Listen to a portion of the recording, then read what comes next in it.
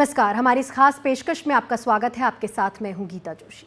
झारखंड विधानसभा चुनाव को लेकर तैयारियां जोरों पर हैं। तमाम राजनीतिक दल जनता तक अपने वादों और अपनी बातों को पहुंचाने के लिए जमकर प्रचार अभियान चला रहे हैं। एनडीटीवी भी इन दिनों झारखंड विधानसभा चुनाव के दौरान अलग अलग हिस्सों में जाकर उन कहानियों को ढूंढने में जुटा है जिनके जीवन पर इस चुनाव का बड़ा असर पड़ सकता है। इसी क्रम में एनडीटीवी ने मथुरा रविदास और मुन्ना यादव जैसे कोयला मजदूरों की कहानी भी सुनी और उनके दर्द को समझने की कोशिश की। आइए आपको बताते हैं कि आखिर उन्होंने एनडीटीवी से क्या कुछ साझा किया।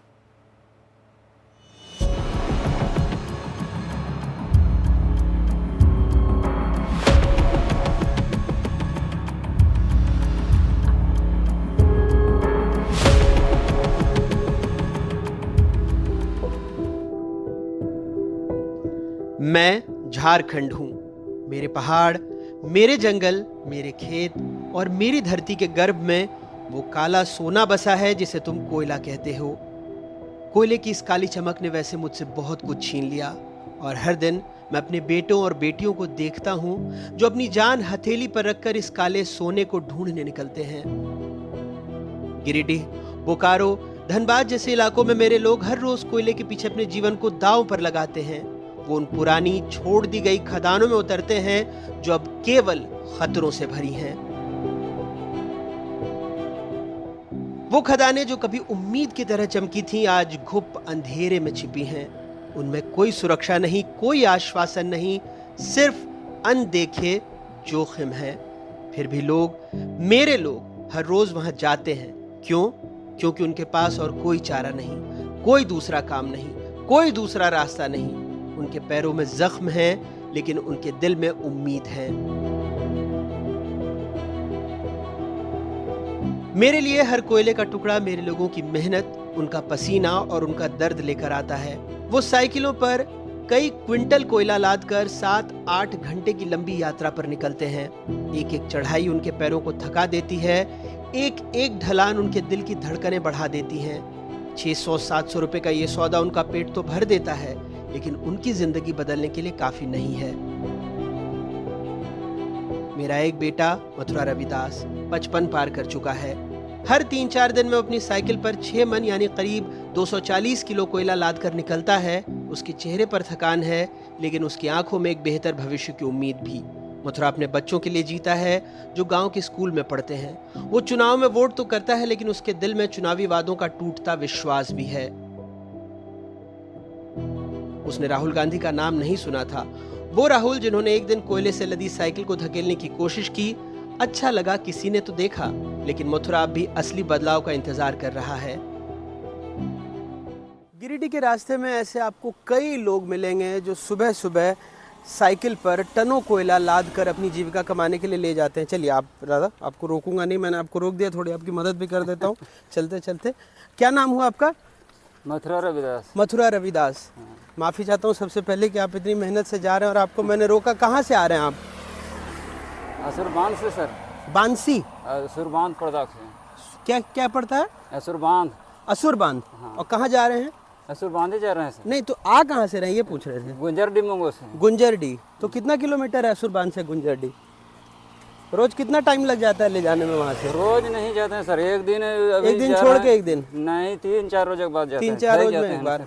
अच्छा, तो मतलब महीने में 15-20 दिन जा पाते हैं ना? करीब 10 ट्रिप ना लगता। 10 ट्रिप। कितना इसमें कितना कोयला लादे हुए हैं? 6 मन। 6 मन है। और कितना पैसा मिल जाएगा इसका? सर कहते हैं 900 टका मिलता। 900 रुपया? हाँ। तो इसको खरीद के लाए हैं या खदान? खरीद के लाना है सर। 600-650 में लाग गया पैसा। 600-650 में खरीदे हैं। हाँ। 900 में बेच देंगे। हाँ हाँ। किससे खरीदते हैं वहाँ पे? वहाँ बस्ती में खरीदते हैं। जो कोलियरी के आसपास का बस्ती है उसी लोग से? हाँ, गुंजरडीह से आते हैं, गुंजरडीह बस्ती से खरीदते हैं। तो वहाँ पर कोयला वेला लाता है वो लोग वहाँ से? हाँ। अच्छा, वो हम खरीदे हुए। घर में कितना लोग हैं आपका? घर में परिवार? हाँ, परिवार में कितना बच्चा, बाल बच्चा कितना है? 6 गो है। तो आप अकेले कमाने वाले हैं? हाँ सर। तो 300 रुपया बचता है, उसमें हो जाता है? क्या करेंगे सर, होते हैं। कोई रोजी रोजगार और नहीं है यहाँ पे? ना। अच्छा, तो अभी तो चुनाव हो रहा है, आप लोग का विधायक कभी आके बोलता है कि इतना मेहनत का काम करते हो, कुछ और रोजगार देंगे, रोजी रोजगार? तो सब है तरह जीतो, कोई दबे न करो रोजगार, तो है तरह सब जीतो हथुन और रोजगार कोई दबे न करो हथुन। अच्छा, रोजगार जीतने के बाद कोई रोजगार नहीं देता है? ना। अब बच्चा लोग का पढ़ाई लिखाई हो जाता है गांव में? हाँ, गाँव में वाला स्कूल में पढ़ो हथुन। अच्छा, अस्पताल वगैरह है? नहीं है? ना। तो मात्र 300 रुपया, और वो भी महीने में 10-15 दिन काम मिलता है, है ना? मतलब 3-4 हज़ार रुपये से ज़्यादा नहीं कमा पाते हैं महीने में। नहीं सर। तो उससे खाना पीना सब हो जा रहा है? हाँ, कुछ गिरस्ती है सर। कुछ गृहस्थी है वहाँ पर? हाँ, खेती गिरस्ती है, धान वाला। अच्छा, बहुत सारे लोग बोलता है कि ये वहाँ पे जैसे आप लोग कोयला लेते हैं, चोरी का कोयला है, चोरी का कोयला होता है सब? नहीं सर, वो जैसे है वो सब आप कहाँ खदान से आना थे, उखनी से हम खरीद के आना। अच्छा, आप लोग तो खरीद के लाते हैं, अब वो लोग खदान से लाता है? हाँ हाँ हाँ। अच्छा अच्छा अच्छा। तो पिछली बार आप जानते हैं राहुल गांधी का नाम? नहीं सर। नहीं जानते राहुल गांधी को? हाँ। वो आए थे तो ऐसे ही, कांग्रेस के बड़े नेता हैं, साइकिल में से ढोए थे भारत जोड़ो यात्रा में। तो उसके बाद लोग को लगा कि आप लोग का थोड़ा सा कोई सुनेगा, लेकिन कोई सुनवाई नहीं हुआ है। ना ना। कितना खतरनाक काम है ये? कितना घंटा लग जाता है गांव पहुंचने में? देर से लगता है सर, 6 6-7 घंटा लग जाता है। अब बड़ा खतरनाक काम होगा चढ़ाई में जब जाते हैं ऐसा कोयला लेके, है ना? तो अकेले खींचे पड़ता। अकेले धकेल देता। हाँ। अकेले चलिए, थोड़ा दूर तो हम आपको धकेल ना ही यार देंगे, सर, वो कम से कम चढ़ाई अब में। ये वाला प्लेन भाई गला चढ़ाई अच्छा। में दिक्कत है वो है। चढ़ाई में दिक्कत होता है। हाँ। कभी आप लोग के साथ जो जाता होगा, गिर विर भी जाता होगा, एक्सीडेंट भी होता होगा, ये तो बहुत भारी हाँ है सर, भारी तो है ही है ना? चोट वोट भी लग जाता है? हाँ सर, तो गिर जी तो बोझा है तो चोट लागू करता हाँ, ना। सही बात है। नहीं ठीक है, आप जाइए, हम आपको रोकेंगे नहीं। परेशान किया आपको, माफ़ी चाहते हैं दादा फिर से। बोझा यहाँ प्लेन है कम से कम। हाँ, तो इस तरह से इनके जैसे हज़ारों लोग यहाँ ऐसे ही जीविका चलाते हैं, टनों कोयला अपनी साइकिल में ले जाकर बेचते हैं। कई सारे नेताओं ने, कई सारे अखबारों ने इनकी स्थिति बयां की है, लेकिन हालात चुनाव दर चुनाव बीत जाते हैं। इनका कहना है कि विधायक चुने जाते हैं। अच्छा, कोई मुद्दा रहेगा जिस पर आप वोट डालिएगा? क्या सोच के वोट डालिएगा इस बार? बटन क्या सोच के दबाइएगा? अब सर, अब जहाँ साहब गोठे तब थिन तहाँ दब है वो। जहाँ सब दबाएगा वहीं दबा देंगे। हाँ, तो की करबे? अब हमें एक वोट ककरे दे देबे, एक वोट से नहीं नहीं, आप ही का एक वोट बहुत महत्वपूर्ण है, वो सोच के दीजिएगा। क्या चाहते हैं अपने विधायक से, क्या करे आपके लिए? ठीक है, अच्छा वो सोचिए दिया जीते। नहीं नहीं, तो चाहते क्या है कि करे क्या आपके लिए विधायक? आपका क्या काम करे आपके लिए? रोजी रोजगार दे, पानी दे गाँव सब में? बोलो थिन अर्थाबाद जितला बात ना कोई ये हमारे लोकतंत्र की बड़ी सच्चाई है। वायदे तो बहुत बड़े बड़े होते हैं हर राजनीतिक दल के। ये दादा खुद ही कह रहे हैं कि सब बोल के चले जाते हैं, लेकिन जब चुनाव में जीत जाते हैं, विधायक सांसद बन जाते हैं, तो करता कोई कुछ नहीं है। कुछ ना करो, कुछ नहीं करता है। मेरा एक और बेटा मुन्ना यादव, उसकी उम्र भी 50 साल हो गई है। उसकी जवानी, उसकी हिम्मत सब इस काले पत्थर के नीचे दब चुके हैं। वो रात के अंधेरे में गिरिडीह से निकलता है और दिन की शुरुआत से पहले 8 घंटे की कठिन यात्रा करता है। उसकी साइकिल पर 15 टोकरियां हैं, करीब 300 किलो कोयला। उसके परिवार में 8 लोग हैं और हर यात्रा से उसे सिर्फ 5 से 600 रुपए की आमदनी होती है। मुन्ना सोचता है शायद इस बार विधायक कोई काम देगा ताकि वो इस जंजाल से निकल सके, लेकिन हर बार उसके सपने टूट जाते हैं। उसके गांव में 100-150 लोग वही काम करते हैं और बीमार होने पर उन्हें दूर बेंगाबाद के सदर अस्पताल जाना पड़ता है।